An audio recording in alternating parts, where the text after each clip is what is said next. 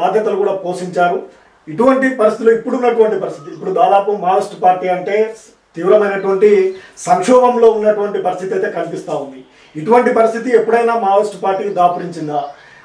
అటువంటి పరిస్థితులు ఇప్పుడున్నటువంటి కర్రెగుట్ట అంశమే ఇప్పుడు హాట్ టాపిక్గా మారింది, ప్రజల్లో అదొక ప్రధాన అంశంగా మారింది. ఏంటి అసలు కర్రెగుట్ట ఏంటి, అక్కడ ఉన్నటువంటి పరిస్థితులు ఏంటి? ఇప్పుడు టెర్రైన్ పరంగా చూసుకున్నప్పుడు కర్రెగుట్టలు చాలా కఠినమైనవి. ఓకే, అవి చాలా వైశాల్యంతో కూడుకుని ఉన్నాయి, వెడల్పులో పొడవులో. అంతే తప్ప దానికి ఇంకా వేరే ప్రాధాన్యత ఏం లేదు.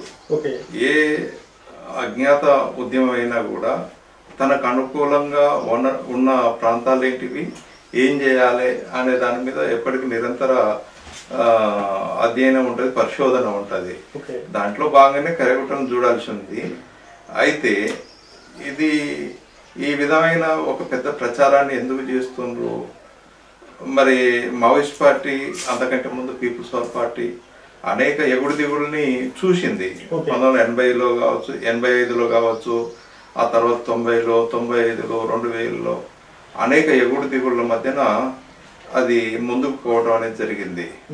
నిజానికి 95-2000 సంవత్సరం ప్రాంతంలో దాని ఎగుడు అనే దాంతో మనకు కనబడుతుంటుంది. ఆ తర్వాత 2000 నుంచి, అంటే మరీ ముఖ్యంగా 2004లో ఏదైతే పీపుల్స్ వార్ ఎంసీసీ కలిపి మావోయిస్ట్ పార్టీకి ఏర్పడిందో, ఆ తర్వాత కేంద్ర రాష్ట్ర ప్రభుత్వాలు కొనసాగిస్తున్న నిర్బంధం, నిషేధాలు డౌన్ఫాల్కు తీసుకుపోతున్న ఒక పరిస్థితి ఉంది. అట్లా ఆ రకంగా చూసుకున్నప్పుడు ఇవాళ జరుగుతున్న దాడి యొక్క తీవ్రత కూడా చాలా ఉంది. ఇవాళ గతంలో కాంగ్రెస్ పార్టీ కానీ యూపీఏ గవర్నమెంట్ కానీ ఉన్నది, ఇవాళ ఎన్డీఏ గవర్నమెంట్ ఉంది. గత 2 టర్మ్స్ ఎన్డీఏ బీజేపీ నేతృత్వంలో ఉన్న ఎన్డీఏ గవర్నమెంట్ పరిపాలన కొనసాగించింది. కాబట్టి ఇక్కడ బీజేపీ ఏదైతే ఉందో, బీజేపీకి ఒక స్పష్టమైన ఎజెండా ఉంది. భారత రాజ్యాంగాన్ని లేకుండా చేయాలి, పోతే మను ధర్మశాస్త్రాన్ని అమలు చేయించాలి. దాన్ని అమలు చేయడం కోసం గత ఎన్నికల్లో 400 పార్ అనే విషయాన్ని ముందుకు తీసుకొచ్చారు. అది తక్కువ సీట్లు రావడంతో మళ్ళీ మిత్రపక్షాలైన ఎన్డీఏ సపోర్ట్ తోటి ఇక్కడ చంద్రబాబు కావచ్చు, బీహార్లో నితీష్ కుమార్ యొక్క సపోర్ట్లతోటి ప్రభుత్వాన్ని ఏర్పాటు చేయడం అనేది జరిగింది. కాబట్టి వాళ్ళు ఊహించే విధంగా రాకపోవడంతో ఇవాళ వాళ్ళు అనుకున్న పద్ధతులలో వెళ్ళలేని పరిస్థితిలోకి నెట్టబడింది. కాబట్టి ఇక్కడ మావోయిస్టుల మీద ఎందుకు టార్గెట్ చేస్తున్నారు అంటే, నిజానికి మావోయిస్టు సిద్ధాంతం మార్క్సిజం లెనినిజం మా ఆలోచన విధాన సిద్ధాంతం.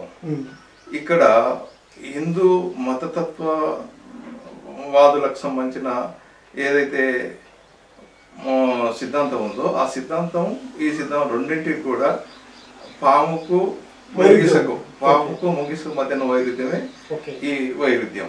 ఇదే కాదు, ఇవాళ ఏదైతే హిందూ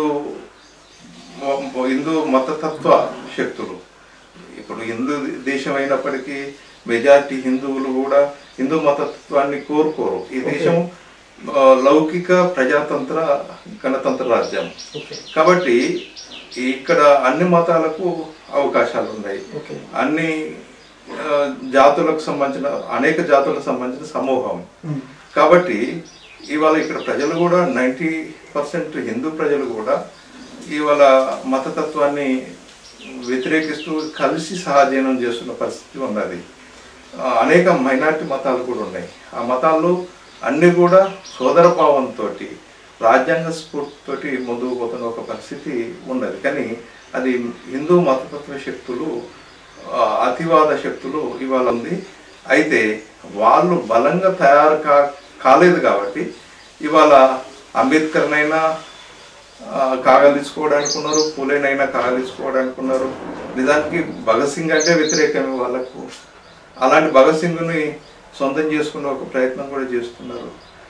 ఇట్లా ఈ రకంగా తన బలాన్ని పెంచుకునేంత వరకు మధ్య మార్గాన్ని అవలంబిస్తూ ఆ తర్వాత వాళ్ళు అనుకున్న మనుధర్మ శాస్త్రాన్ని కొనసాగించే ఒక బలమైన ఆలోచనతో ఉన్నారు. అంటే ఇప్పుడు పూర్తిగా మావోయిజాన్ని భారతదేశంలో లేకుండా మార్చి 2026 వరకు తరిమేస్తామంటూ చెప్తా ఉన్నారు. పూర్తిగా సర్వనాశనం చేస్తాం, ఒక్కరు కూడా లేకుండా చేస్తామంటున్నారు. మరి అది సాధ్యమంటారా? అది ఆ అడుగులు కూడా వేసింది ఇప్పుడు కేంద్రం. దాదాపు 5,000 మంది బలగాలతో ఇప్పుడు అరణ్యాన్ని మొత్తం చుట్టుముట్టినటువంటి పరిస్థితి ఉంది.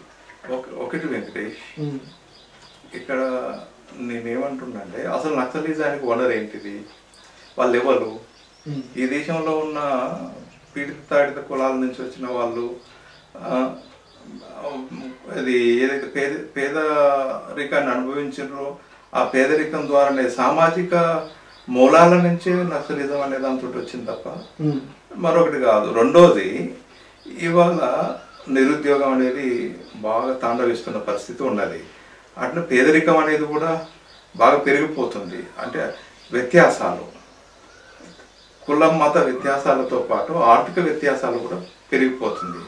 నిజానికి 1947 తర్వాత భారత రాజ్యాంగాన్ని అమల్లోకి తీసుకొస్తున్నప్పుడు భారత రాజ్యాంగం 10 సంవత్సరాల్లో పూర్తి చేయాల్సిన కర్తవ్యాలని అంబేద్కర్ చాలా స్పష్టంగా ముందుకు చెప్పింది.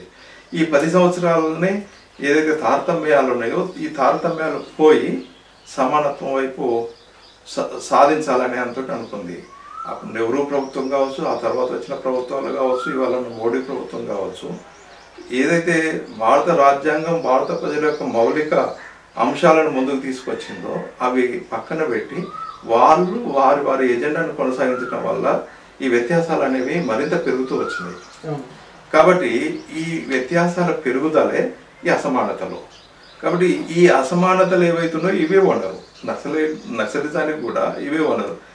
ఫస్ట్ నక్సలరీ పోరాటం తర్వాత కంటికి కన్ను పంటికి పన్ను అనే అంతటి అనుకున్నప్పటికీ అట్లా కాకుండా ప్రజల్లోకి వెళ్ళి ప్రజల ద్వారా ఒక ఈ సమాజ మార్పు కోసం వాళ్ళని చైతన్యవంతం చేయటం ఎట్లా, సంఘటితం చేయటం ఎట్లా అనే దాంతో